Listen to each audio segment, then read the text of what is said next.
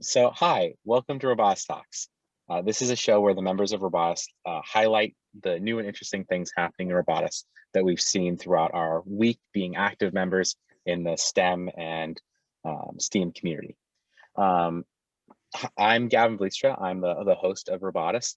I've worked on rocketry, I've done BattleBots, and I am a technical specialist and STEM consultant at ROBOTIS. I'm joined today by my coworker, Andrew. That's me. I've been a technician at ROBOTIS for about 3 years now, and just excited to have the chance to, meet everybody that we've been talking to, and especially you today, Vikash. Yes, and we are joined by our special guest, Vikash. He is currently a research scientist at Google Brain. And if you've had a chance to see the Google robot, then you can appreciate some of the work that he's been doing. We're definitely going to be talking about it more. Vikash is specifically interested in the free manipulation of objects while incorporating accessible AI and robotics to accomplish those feats. So hi, welcome to the show, Vikash. Thanks for having me, guys. It's a pleasure being here. So I think we were talking a little bit before we started recording, just about like how this has impacted us as a company, these continued interviews with people that are using our products and what kind of niches we fulfill. And I had mentioned that throughout the interviews, we've been seeing people using them as like a stepping stone, or like going from their idea to a model in a computer to the real world model. And I think like if you watch our interview with Henry Astley, who's a researcher at the University of Akron, he's doing something very similar, where he is creating like a lot of models and then testing them in real life. And I just wanted to talk about a little bit more about that. I think he had something to say about it. Right. So I'll start by making two bold claims, and then I'll probably explain a little bit more.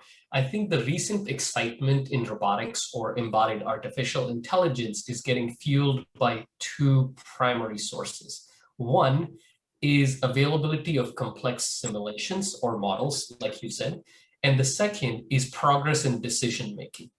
And I'll elaborate a little bit more on a particular flavor of decision making. And that we call today as data-driven decision-making. So earlier what happened is humans have their mental model of what the world looks like, and they built their models according to that understanding.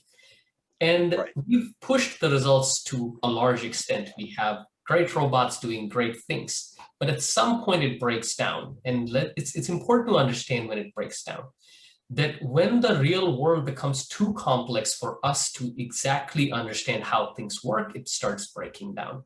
We might not know the exact interaction between different types of materials and folds and how the wind blows over a curtain. We have reasonable understanding, but might not be the precise understanding.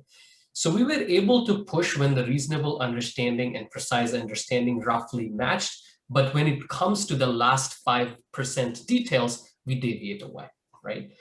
And there are certain tasks where these details don't matter. So pointing at someone or like trying to lift a big block doesn't matter. But there are sensitive tasks where these details start to matter. If you start spinning a pen, if you missed friction properties of one, or you have like some rough edges in a corner, those details will start to matter. So this is where the simulations have helped us to get there, but now it starts to break down. So this is where the new era of decision-making is helping quite a bit. And this era is fueled by data. So we collect the data directly from the real world, and that data is used to construct the model rather than a human understanding of what the model looks like. So the data-driven decision-making has been fueling some of the recent advantages. So I've presented one side of the simulation where it broke down and then we resorted to completely data-driven approaches. Well, it's just one extreme. One can also think about mixing both of them in interesting ways, right? Obviously, simulation models are good, and maybe it can take us to 90% of the way, and the last 10% of the way could be actually done by data. So this is where a lot of researchers are coming from both ends. They're using simulation-based techniques and leveraging it as much as possible. And there are second data-driven techniques where they say, we probably will not take any assumption coming from simulation. Let's just try to see what we can do directly with the data. So the ROBEL task that you mentioned has a footprint on both, that we actually do some part where we have a reasonable model, we train everything in the model, and then we deploy. But these robots are designed in a way that they are robust, that you can do long-term data collection and just make decisions purely based on the data you acquire and the model that you construct based on that data. So those are the two flavors of the excitement coming into that. Mm-hmm. Yeah, I remember I actually read the scholarly article that you put out for the Google Robo before the interview. I try and read like a fair breadth of like the interviewee's like published works, and it seemed like you were doing the two, like the observed learning algorithm to see like how it would work, and in the conclusion you said like things are getting better, like there is access, this could be something interesting. So yeah, I think that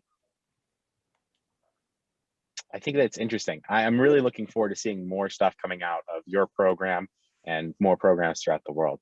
I think I cut off Andrew. I heard him about to say something. I mean, I was mostly just going to add on to that. I think it really is interesting to have specifically the Robo platform as this kind of hardware base, right? Where, you can have these common shared, base points that you work off of. I definitely think that, that has been one of my, I think, favorite projects to kind of recommend to people when they're looking for like examples of, what the Dynamixels can do, because I think it's a really cool implementation of, using the hardware's capabilities to give you that, very capable, development platform. One thing that I'd kind of wanted to ask about, and, this might be kind of a simple question, but what kind of inspired the three basic designs you had come up with for the robots, the DeClaw, the Lantern, and the Kitty? Right. So yeah, I think it's a great question that way I can put some context and then try to like give you a big picture of it. So the context of my answer is going to be what changed in terms of robotics, let's say 20 years ago versus today. 20 years ago, I think what was going on is we wanted everything to be very precise to be able to execute them in the real world. So we needed precise robots. So we built like very heavy machineries, which cost like thousands and hundreds of thousands of dollars. So these arms are really precise and they are precise to the point of like sub-millimeter. And the factory force need to be exactly aligned so we hit those precisions. So they weren't great in structured environment because we used precision to exactly execute the structure that was available. The problem was that it didn't transfer to home settings because that structure was missing, or public world setting where structure is missing. So the question becomes, how do we take these things to public world where structure is just not there, totally unstructured environments? And I would claim that there are two things that is missing. One, cost, that we don't have the robots that can operate at that cost. And the second, this assumption of structure that was implicitly available or was assumed in our operations or the way we control the robot. So Robo takes a crack at these two problems. A, it tries to create platforms which are scalable and low cost, so more and more people have access to them, and they can start experimenting and researching on them so that we can develop algorithms that are better at dealing with unstructured environments. Okay? And because of this availability and access of resources to multiple researchers, it also fuels development of algorithms that are better at dealing with unstructured environments. And like I alluded to before, that data-driven techniques, where we are not assuming any model that is given to us and we are letting the robot explore its own body, its own interaction in the world, is what is fueling them. So more the robot, more the interaction, more the data. That means now we have the resources to ask those algorithmic questions, which are primarily getting fueled by data. And as we have seen in natural language processing and vision system, what these data-driven techniques can do, they're doing amazing things. But they were bottlenecked in robotics today because that just similar scale of data is not available. They don't have millions and trillions of samples of data. So this robot platform attacks that problem by giving access, scalability, and ways to produce data in a way that now the data-driven algorithms get within the scope of robotics as well, which was largely on internet data so far. Okay. So in a way, it almost sounds like, and this might be a huge simplification, but it almost sounds like the platforms give you a way to almost discover more of what you know that you don't know yet with the robots. Kind of identifying where those parts of the algorithms fail, and then yeah, like it's if I can say, it's the difference between teaching a kid how to ride a bike and the kid going and trying it by themselves, that like, okay, I know it has to spin, but then I need to develop my own understanding, own mental model of how the motor control works so I can actually ride a bike. So one is a description and another one is a practice. So existing algorithms or simulations are like more descriptions that, oh, I have an understanding of what I am supposed to do. And if that understanding is good, you will actually succeed in the real world too. But often there is a gap. And then just directly trying out and training these algorithms using data in the real world helps us bridge that gap. And we call this simulation to reality gap in a technical term, which is a little bit intuitive as well, that simulation takes you a lot of the way there, and then there's a gap to the real world. And by direct interaction and experiencing the real world, you try to close this gap and make it successful. It's interesting to hear about it, because all of my experience with like MI, I mean, really basic stuff, like it's basically like sorting like out of huge data sets, making it so that every single time a new data set is added, you it's like, oh, this is the biggest possible flower that you can get from this specific data set. I was practicing with this for a while because it's something I'm interested in. But you keep hearing like these people saying like you need to have these huge data sets to build it off of. And what it sounds like is you're saying like, well, we don't have that for robotics currently. And you're like, we have to build that now ourselves. It's the same thing with, I think that there was a guy that developed an algorithm for like image detection for weapons. And he literally spent, 10 years, like just on images, clicking and being like, this is a gun, this is a knife. Like, and he had to do that so that the data set would be there so that they could make that recognition program. So this is like all of the front loaded work that you have to do before you can get a true learning robot that can actually move itself. Right. So the true potential of learning system or data-driven systems is only achieved at scale. With low data regime, we cannot extract meaningful representations that exist in the data. It is only possible in a volumetric sense, so it's important to scale the data collection to a level that way we can learn. Obviously, there is two efforts going on. One effort that is trying to build robots and enable robots that are robust enough and safe enough to use in the real world. So that is going to increase the ceiling of what amount of data can be collected.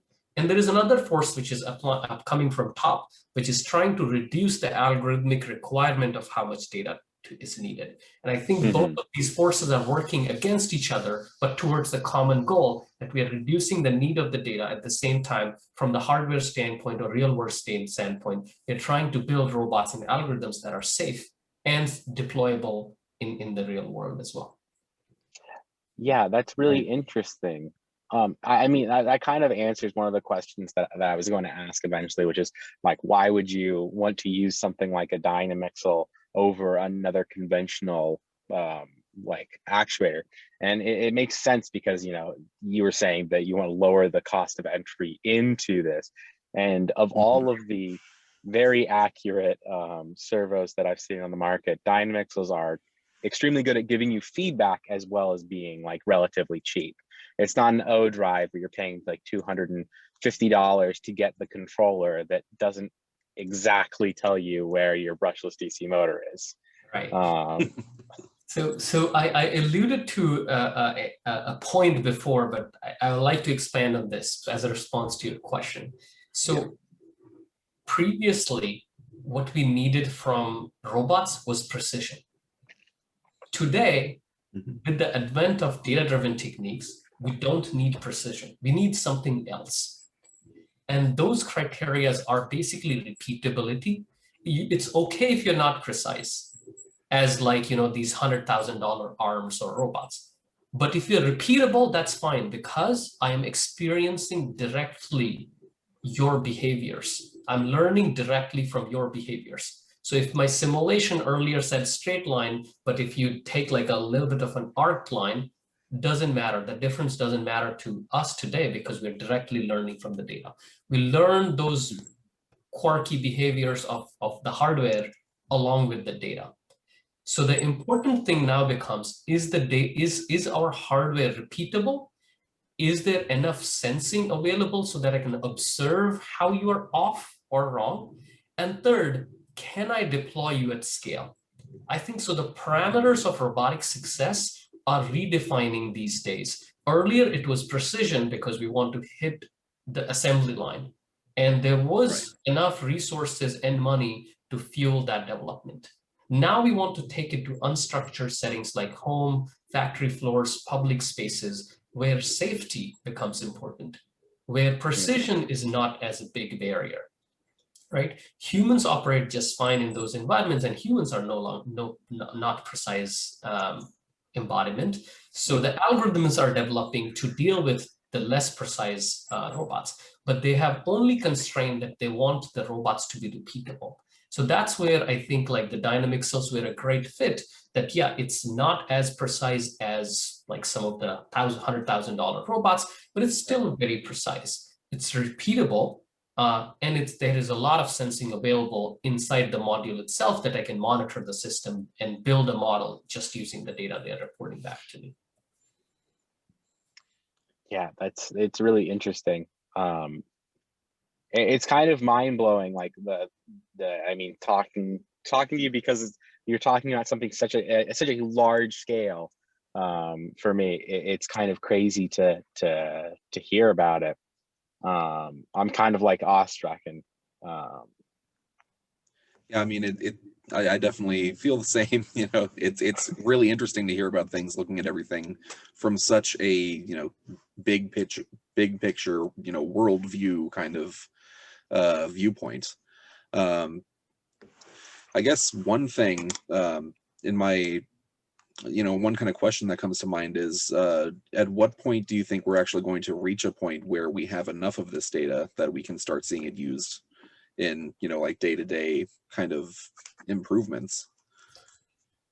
It's a debate. It's a question that can be answered in multiple ways, and the answer will change depending who you ask.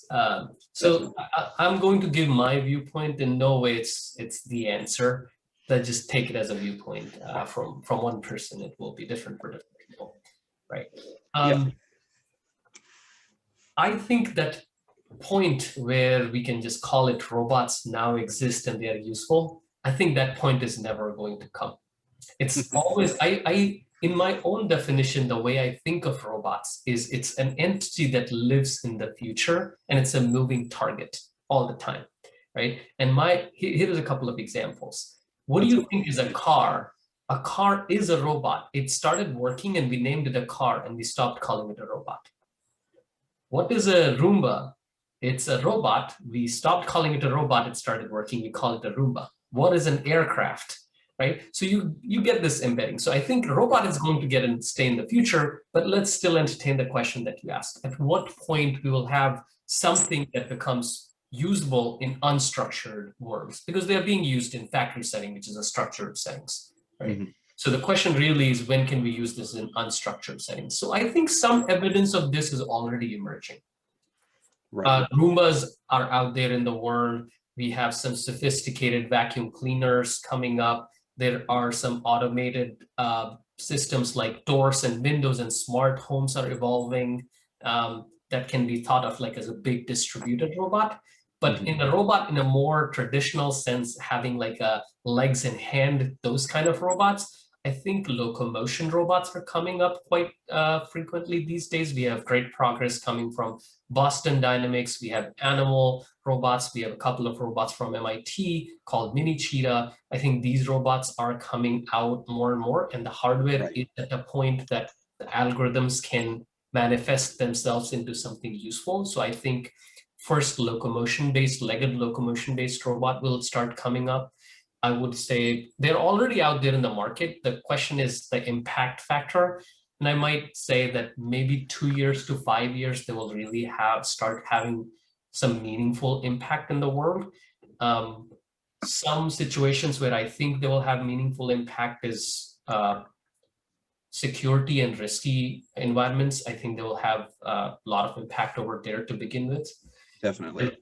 Manipulation-based robot, I will say maybe they will follow next, because manipulation is a little bit destabilizing situation. You might like lift an object and drop it. So I think the safety requirements of manipulation are a little bit more stricter than locomotion. Yeah, that makes a lot of sense. Right. So I think assistance-based robots, I think we start seeing some of them in lobbies of some corporations or airports and stuff, but they are primarily just coming there for conversations, maybe not engage in physical handovers or physical interaction, but I think it will start coming out reasonably within the next decade. Okay. No, that's, I think, really interesting insight. Just as a little add-on related to that, in those unstructured environments, I know you specifically mentioned ambulatory robots. Do you see wheeled robots as having a similar kind of potential for success in those kind of environments? Because I know we've been seeing a lot of those like delivery robots beginning to be tested and things like that. Right. So I like to quote my professor over here, which makes this claim that humans are not generalist. Why do we think the robots should be? Okay, like someone who can run a 100-meter race has been training to run that 100-meter race, and he's the only one who can do it better than the general population, right? So if humans are training to be good at a particular domains, I think that's how the robots will start as well. They will be good at particular domains, and then slowly with time, they might do more and more things and better things. So there is obviously a place for wheeled robots where pavements are in great shape, roads are in great shape, or if you want to do indoor operation in large buildings like hospitals and stuff, wheeled robots have a clear advantage. But they face a disadvantage when you want to do deliveries in suburbs where like maybe the sidewalks are not as well maintained. You might have to walk over some grass patch or something to get to the door. So then the legged locomotion might have a little bit better advantage over there. So it just depends on what applications we are going for. And I think people will get crafty about those applications, and they'll start from there and then slowly scale up from there. There are few evidence of both legged locomotion plus wheeled locomotion coming up from some groups. I think my group is also working on that. I might be able to show you. So here is a robot which that's awesome. Is, you know, a legged system plus a wheeled system. You lock the wheels and you walk, and when you can roll, you can just roll using the wheels, right?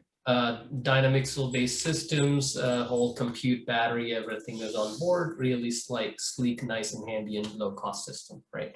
So this kind of ties in some of like different details that we talked about is, you know, having a modular system that can be low cost, can be designed and be flexible to meet the needs of the task that you want to use it for.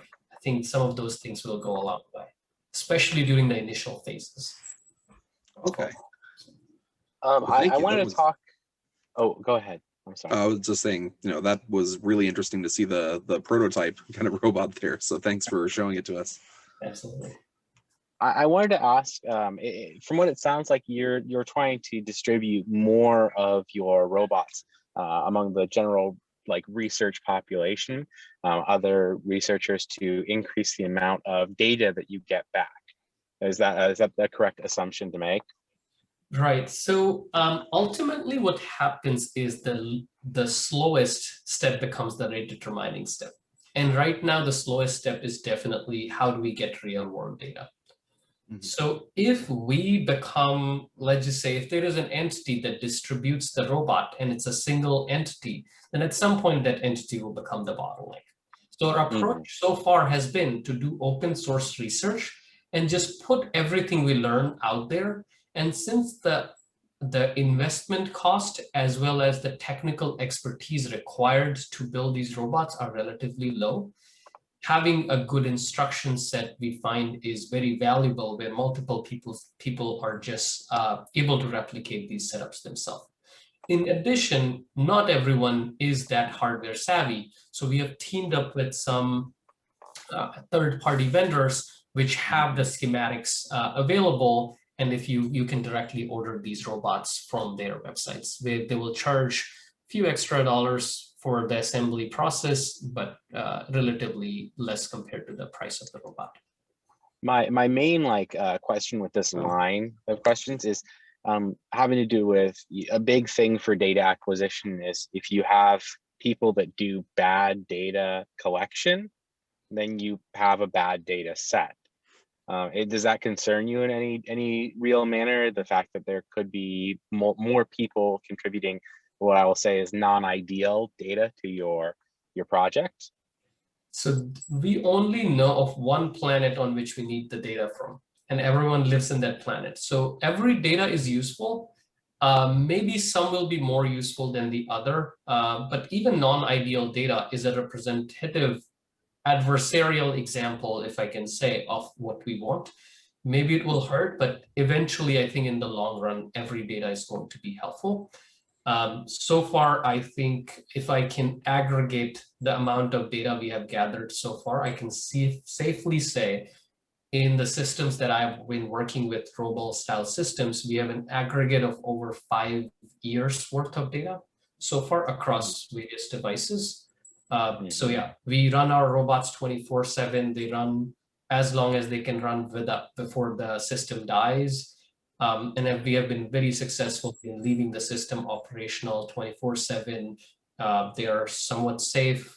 We can still get hurt a little bit, but they're well within the safety range that if you're careful, then they are safe to execute 24/7. And the amount of data we are getting is quite meaningful. That's great to hear. Yeah, so if anybody's watching and wants to buy all the stuff to make one and start sending data back, do that. It sounds like it'd be helpful. Yeah, and then we can also even link the fully built robots to the bottom of the video when we post this too, so we could have that available for anybody who's interested. Yeah, definitely check down below. I will be linking that because it sounds like right now you're stepping into distributive data acquisition. Like you just need as much data as possible to continue. Yeah, just to add on to that, in addition to the specification of the hardware, we also provide an extensive software suite that goes along with it. So if you want to ever try out these learning-based techniques, I think the software package is available for you to try and experiment on that as well. Yeah, I was thinking about getting literally buying a Turtlebot 3 to start working around with the MI and mapping functions. But if this is something that this might be more interesting, I'll say that. Yeah. I'm really interested in locomotion. I think it's a really I mean, if you look at the world around you, nature is a beautiful way of optimizing for energy efficiency. And I don't see very many wheeled animals around. Does an armadillo count?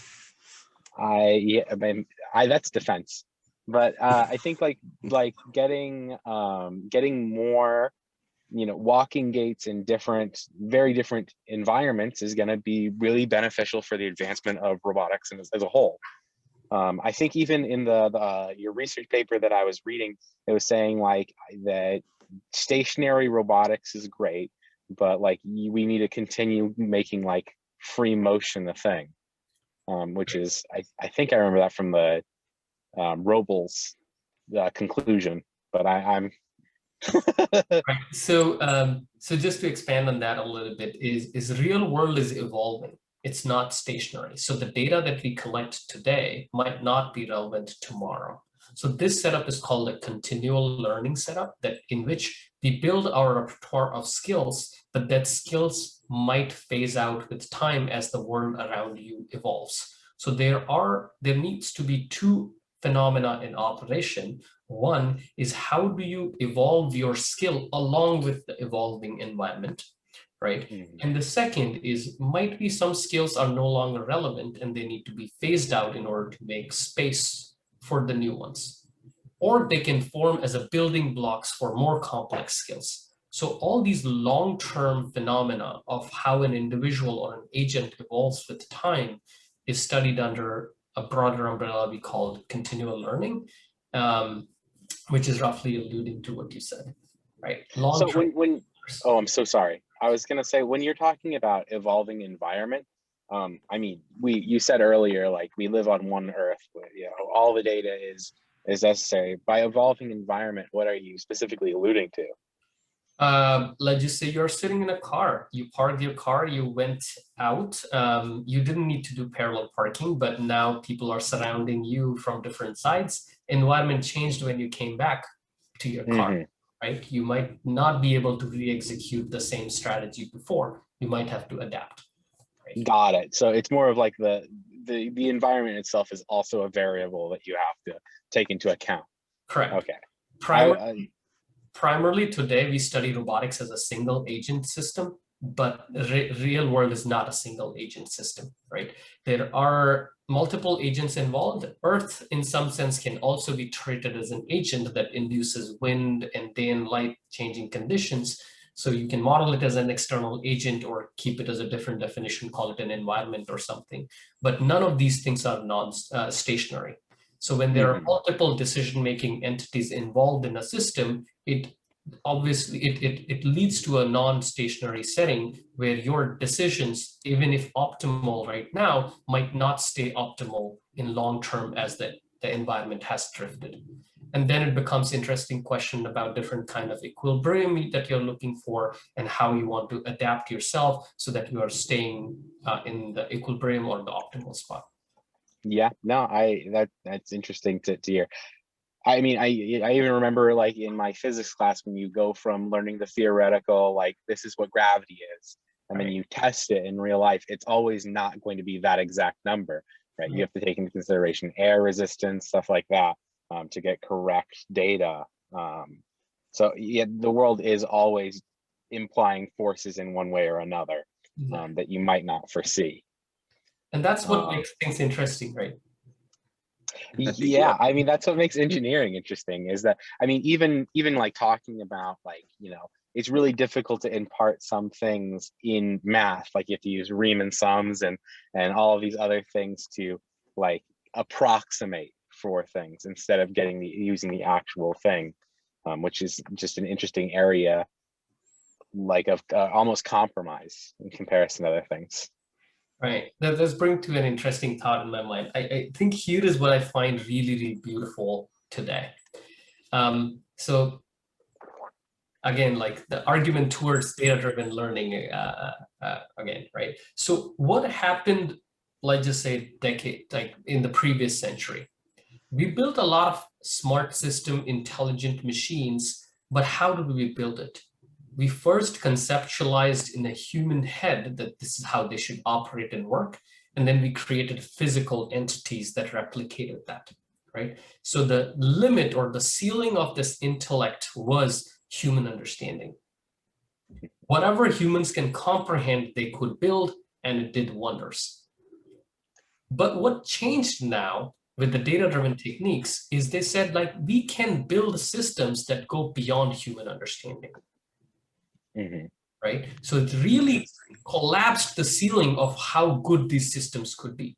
And that is what the data-driven techniques do. Like all the progress in natural language, all the progress in vision today, these are neural networks making decisions. We don't understand how they make decisions. So it's beyond human understanding in some sense, but we figured out a way how to get there.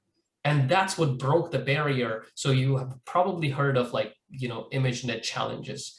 There was a steady growth based on human feature engineering, what we thought was great. And then came the data-driven techniques and functional approximators, and they really broke the ceiling of how far we can actually classify these images, right? Which is beautiful. It's mind-boggling in the sense that we have an understanding of building something that goes beyond our understanding.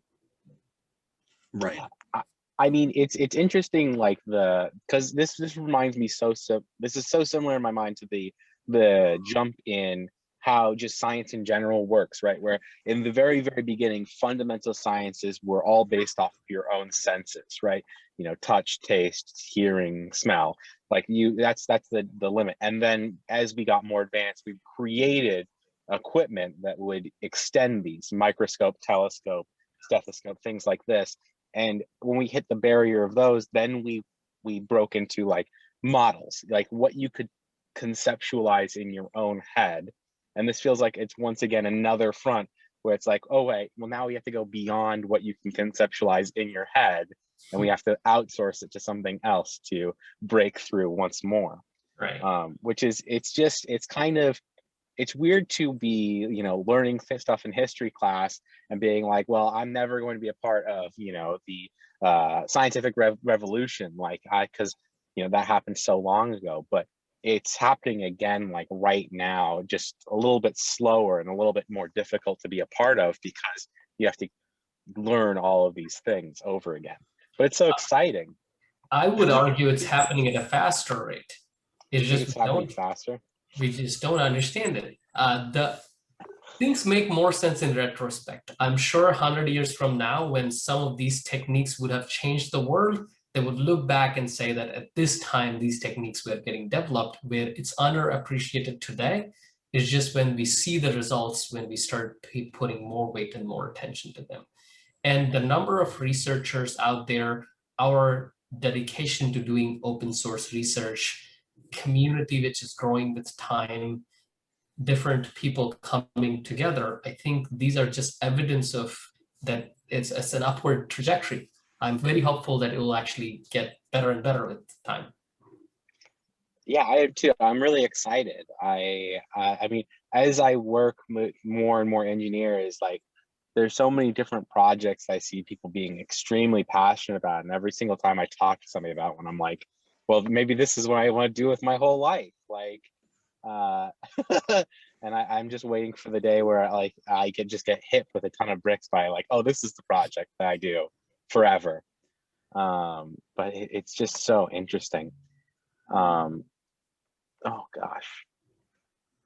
I know you're a researcher with Google Brain, correct? Like a research scientist? I was at Google Brain when the Robot project was done. Now I'm at Facebook AI Research. Got it. Oh, can you? I'll update. I should.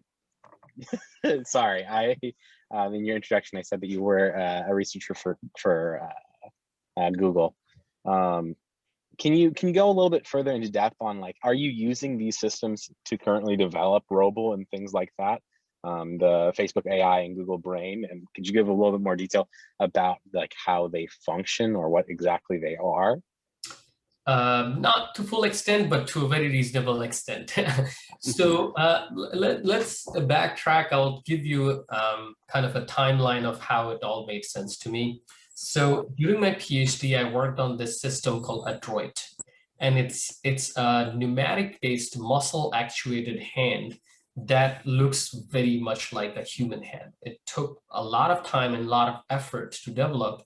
And that was my interest was to transfer these algorithmic developments in the real world. And I needed something powerful and capable to do that. While I succeeded, one of the lessons I learned is that it's a one-off answer. It's one-off solution that might not work for others because of the cost involved in this. So then the transition in the research became like, can we build some systems which can be used by others? Can we produce results that are replicable? And that's when I turned my head to some of the low-cost systems that were available. I might not name them, but roughly when we try to do learning with those systems, they break way too frequently. I was not able to operationalize them for more than a day. And the difference was that while these systems are functional, they're designed for periodic operation, that most of the time they are still, and then occasionally they move and then do something and end up right? But what the systems, learning-based systems need is 24/7 continuous movement. So with the number of cycles increasing in their deployment, they didn't really last that long. So that is the turning point when I was just like, okay, the requirement of the hardware in the field today has changed, but what is commercially available in the market hasn't kept up with that. And that's the point when I started investigating dynamixel-based robots and how we can build them together and easily replace them. They are modular. So it's all the parameters are much more under my control.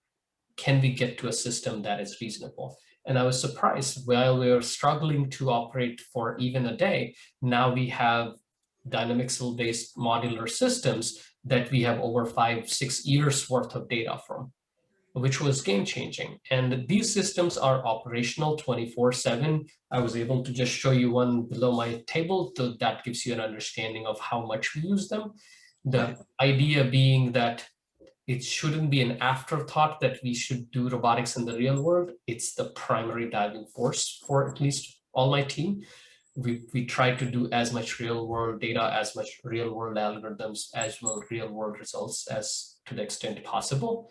We initially do a lot of our repetitions and iterations on simulation just to speed up the getting started process. But as soon as we have some results, they are operational, we directly try to deploy them in the real world. Yeah, that's really interesting. It's and we're just gonna steal that soundbite if you're saying, Dynamixel's, game changing, put in our marketing campaign. No, it's really interesting to hear about like how other systems, how basically AI systems almost have a duty cycle or a work cycle. I worked in fabrication lab at my college, and that's something we talk about is like how long can something be operational before it needs to be shut down and given a rest period, right? Like welders, you can operate them for 20 minutes and then 40 minutes you can't operate them. So it has that's its duty cycle. Right. Which makes total sense that you cannot usually for a lot of systems you would not be able to operate them 24/7. Yeah. So that's really enlightening to me.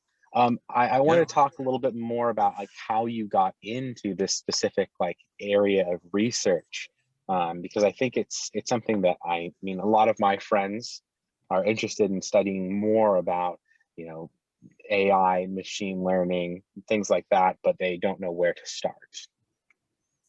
Right. So for me, I think playing and tinkering with system was always exciting. So I can probably find embeddings of my interest, even as a kid when I used to open up things and don't even know how to put them together. And then my mom was really mad about it because now things don't work. We all know that feeling, right? So yeah. It just goes back to those times. But more fundamentally, I started taking more interest in math and remembering really getting excited during my undergrad times and the excitement almost dying down in a matter of a couple of weeks. And it was the turning point. And the problem was that while I was learning a lot of interesting things, I just couldn't connect the dots that how they are being useful. It's great that these numbers, this, ring theory and automatas, etc., are making complete sense. But these are so abstract that I don't even know where is the excitement in this. And that's when I discovered robotics as an operationalization of those ideas that I was developing. And now I can connect the dots between what I was learning versus how to make them useful in the real world. And that's really how things started. I did my master's in math, and then transitioned to computer science, where I started building more robots, and the whole focus shifted into designing algorithms. And then I designed a bunch of algorithms, then went back into hardware being the bottlenecks. So this conflict between algorithms and hardware being the bottlenecks is a pretty recurring theme in my life. I think I go back and forth between the two. And right now I'm at a point where I think dynamic cells are heavy and they're too big. I need smaller. So if you guys can make it, let us know. Wow. Yeah. Wow, this is interesting. You can go on our website and see what our newest release is. Well, I've been on your website. I need something else. Oh, the XL330 isn't powerful enough for you? Yeah, that makes sense. They're very small, not very powerful servo. But you could make some really tiny kittens. Yeah, you can make one that goes on your palm. Yeah. Yeah, I mean, I think that servo actuation is like really, really interesting, because the weight to power ratio isn't as good as a lot of the stuff you'd see in like human or animal muscle tissue fiber, but it's getting really, really close. Yeah, it's getting pretty close to the point where I think that it would be acceptable to be used for these applications.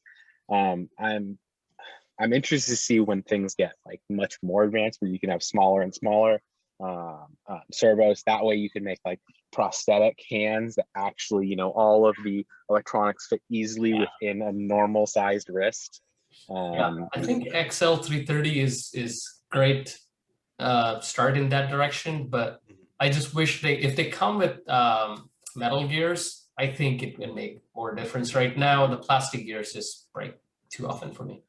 That's definitely understandable, and I think that's probably like going to be the natural evolution of what that kind of line is going towards. Yeah. Yes. Looking forward to it. Absolutely. Well, you'll be the first to know. Oh, yes. Let me know. I think this seems like a pretty good natural concluding point. I think we've been talking for about 50 minutes now, which gives me a lot of stuff to take together. Is there any final parting words that you'd like to say?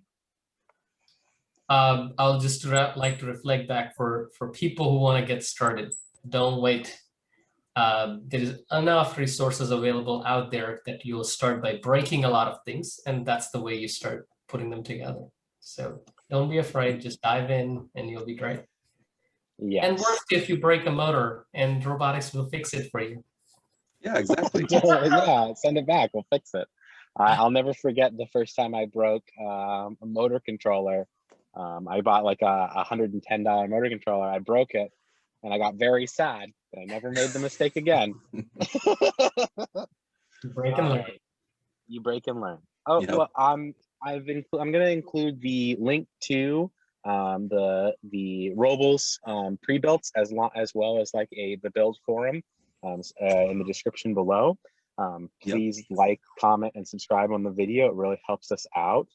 And I hope everyone has a fantastic day.